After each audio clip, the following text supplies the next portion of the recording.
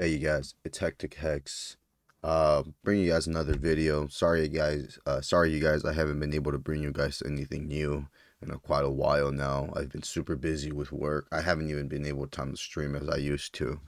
But I have been able to, do a lot of research and the world's going crazy. I haven't, talked to you guys about, more conspiracies because I've been just delving in what's going on right now. And I wanted to make this video to bring more awareness and issue, especially because today, April 14th, 2025, is the day that Bukele is meeting with President Trump at the White House. And I wanted to bring you guys something that has been making the rounds in online. And we'll take a quick look real quick here on Google Maps. This is El Salvador we're looking at. This is this is Cecot. This is where, if you guys are aware with the situation that's going on, a little quick update recap. Um in, I believe, 2021, El Salvador elected Bukele, the president of El Salvador, current president, and he initiated a gang war, and he disbanded the constitution to imprison his citizens and whoever is thought to be part of a criminal gang organization to be sentenced to jail without a trial, without any of that stuff. And it's an interesting take. A lot of people are for it. There's a lot of people that are against it, but there's more people that are for it. His popularity rating is much higher than any other president in the past for their country. But the thing is super strange is that this prison is riddled in secrecy. Nobody really knows what's going in there. There's paid influencers. There's paid, news organizations that go into the prison and show whatever the government wants to show. But there has been things that have been making the rounds as of late,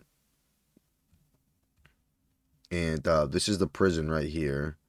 You can see, and right over here we zoom in. A lot of people are wondering what this is. Again, I can't say what this is because I don't know what this is. This is the clearest image I can get from you guys. It's I don't know what it's, what you guys want to make, whatever your wildest imaginations can come up with.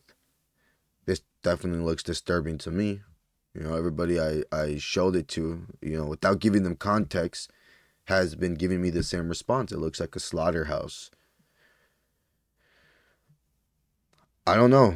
All I know is I know nothing, right? And I I don't agree with private prisons because the problem I have here is that we are currently living in a world where powerful people had formed with one another and met up with one another in a private island hosted by a prolific child, uh, trafficker. And all of a sudden, we still have no names for them, and yet we are able to send innocent people into a camp or into a prison as harsh as conditions as this without a trial. Yet we know known pedophiles, known child abusers, and yet we still can't drop the list. It makes me question what is truly going on. And I wanted to bring you guys attention to an article real quick. Let me pull that up for you guys. Inmates in El Salvador tortured and strangled. A report denounces hellish conditions in Bukele's prison.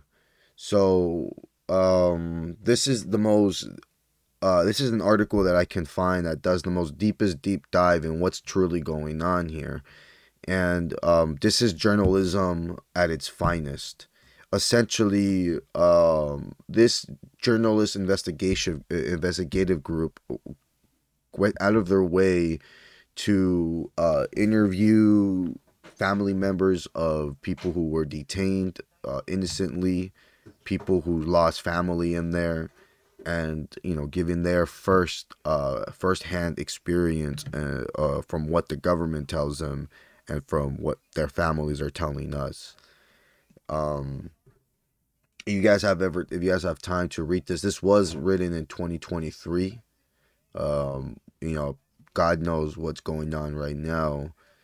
But if these are some of the stories that are coming out, uh, it's not it's not looking good, guys.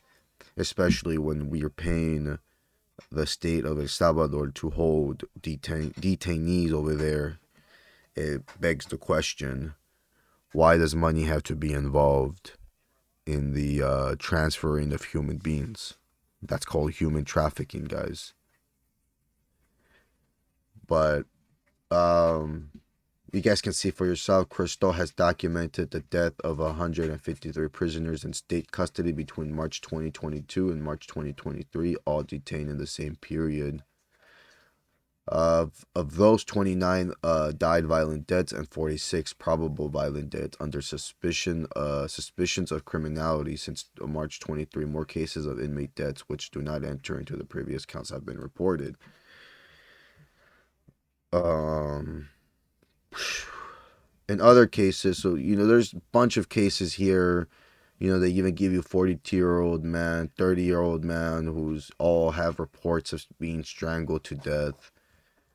In other cases, investigation, people died due to unintended mortal illnesses or because of lack of access to medication, such as the case of a 50-year-old woman who suffered from liver disease at the time of her detention. Despite her family taking the medication to prison where she was detained, they were not received, and when her family asked about her, they responded that if she needed medications, the doctor would let them know, the report says. Again, this is some sick fucking stuff, guys. This is the government doing it. And who is the government? Who's going to stop the government from committing horrible crimes against humanity? Let's look at the hidden numbers, right? The execution numbers that Christo reveals may be incomplete according to the report. The investigation detected that 39 of the 153 cases of the forensic experts did not clearly establish the cause of death, such as the case of 23-year-old man who died on April 18, 2022. The cavalier presented signs of blows of various parts of the body, fractures on the feet and hands, long burn types, wound on the back, which demonstrates that the Hay may have been a victim of torture. The cavalier was given to the family in a closed coffin. The report says the coroner's report stated that it was a sudden death.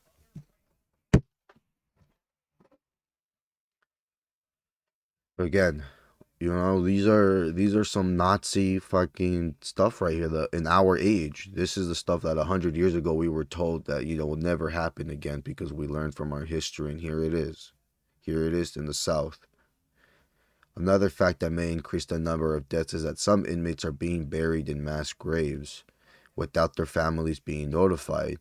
Cristol detected at least 4 cases: the body of a 45-year-old man with intellectual disability, and was moved into the Institute of Legal Medicine with different last names, those in which he was buried in a mass grave in La Berhima Memorial Park. The medical legal short, I can't pronounce that word for the life of me, establishes that he died as a result of pulmonary edema. However, the forensics photograph shows that the cavalier presented edemas on the face. People interviewed informed that he was beaten within the prison where he was detained. He received kicks in the stomach that caused him to expel blood from his nose and mouth, which caused him to lose mobility and not be able to eat. He did not receive medical attention, the report says. Yeah, this is a guy with intellectual disabilities. He was beat up so hard that he was expelling blood from his nose and mouth. Guys, what are we doing here? And we're sending migrants over there that were here legally. And not only that, but now there's talks of sending legal citizens over there, and we're paying. That is literally the definition of human trafficking. Electroshocks, beating, and punishment cells. The report also includes horror stories from ex-inmates who remained in prison for months under the state of exemption and were eventually declared innocent. According to the testimonies and the documents, overcrowding, beating, and mistreatment are the daily bread of the prisons of El Salvador state of exception. A 20-year-old man detained in Mariana prison recalls that a guard known as Montana constantly threatened inmates with death. "You'll leave here alive only if you're lucky," he would say to the prisoners. While inmates kneeled, guards gave them electrical shocks and drew blood from them. When they were entered the area where the guard stayed, they were beaten again. Another type of torture within Bukele's prison has to do with the cleanliness and inmates' living conditions. According to the report, in some cases during an entire day, the only ones are allowed to drink. Only in some cases, during an entire day, they are only allowed to drink a cup of water. A 20-year-old man who was detained in Mariana recalled the following: "One day, a guard arrived with a bucket of food and said, 'Are you hungry?' When they responded that they were, the guard threw the food on the floor, which was covered in mud and filth, and told them, 'You're going to pick it up with your mouth, and if you grab it with your hands, I'm going to take you out and beat you.' He gave them 5 seconds to pick up the food with their mouths. 'We were hungry,' he said, 'that we had to eat like that, only with our mouths.' Then he walked away. Then he came back. The guard said the dogs were hungry." Again, guys, this isn't. I'm sure there's people who are actual gang members who deserve this type of treatment. People who have actually um, done harm, taken away the freedoms of people, innocent people. I completely understand, but this is cases of innocent people.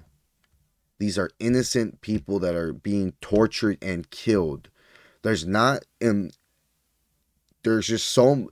What I'm trying to get at, guys, is that, all right, the private prisoners industry is a profitable business, but the problem here is that there's not enough gang members to make money out of. So what do you need? Is you need innocent civilians, because the more people you have in there, the more money these places make. It doesn't matter if they're guilty or not, as long as they're in the fucking jail cell, they're going to be given money.